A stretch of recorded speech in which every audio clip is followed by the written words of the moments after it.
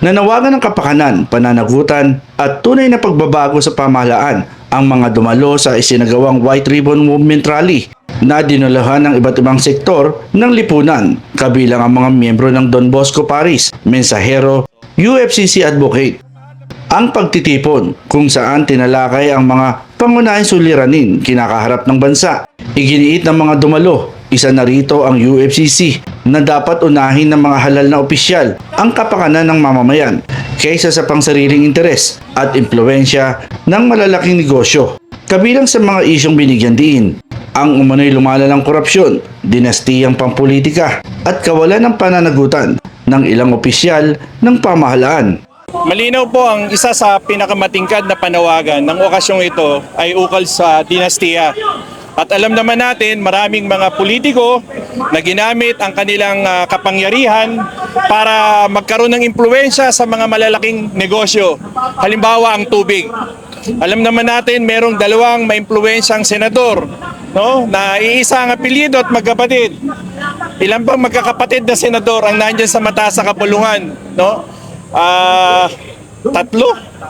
Tatlo ba silang tigagalawa na magkakapatid, no?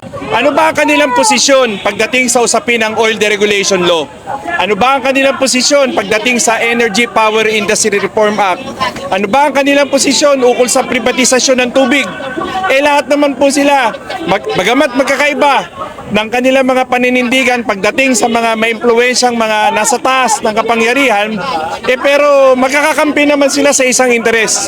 Ipinanawagan din ng grupo ang mas mababang presyo ng kuryente, tubig, petrolyo at pagkain.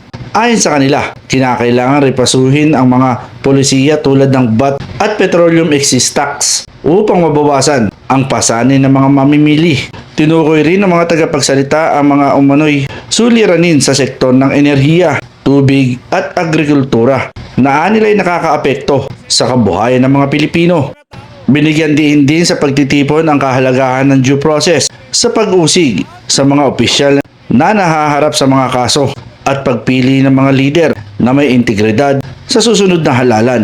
Pagkatapos po ng tinatawag na ating impeachment o pagkatapos sa sinasabi ng proseso na ito, pag-uwi ng mga tao sa kanilang mga bahay, mahal pa rin ang presyo ng kuryente, mahal pa rin ang presyo ng tubig, mahal pa rin ang presyo ng petrolyo, mahal pa rin ang presyo ng pagkain. So anong solusyon? Alam natin na ang problema na ito ay sistematiko at bulok na bulok ang sistema. Nanawagan ng mga dumalo ng pagkakaisa ng sambayan ng Pilipino upang maisulong ang reforma sa pamahalaan at ekonomiya.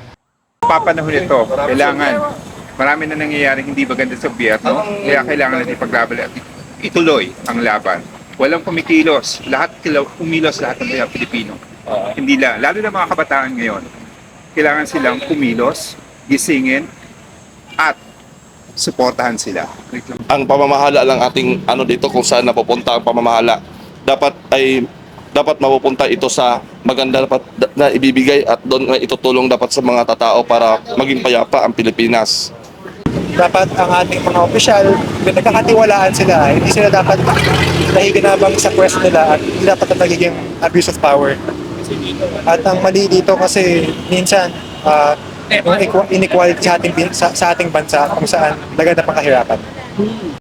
Yung mga opisyal na yun, binoto natin sila, pero ang problema, mayroon silang pinapanigan, hindi ang mga taong bayan, kung hindi yung mga taong pinaglilingkuhan nila ng mga iba't ibang sektor katulad mga malalaking negosyante, yung mga kanilang mga kaibigan sa pwesto at mga kaalyado sa kapangyarihan.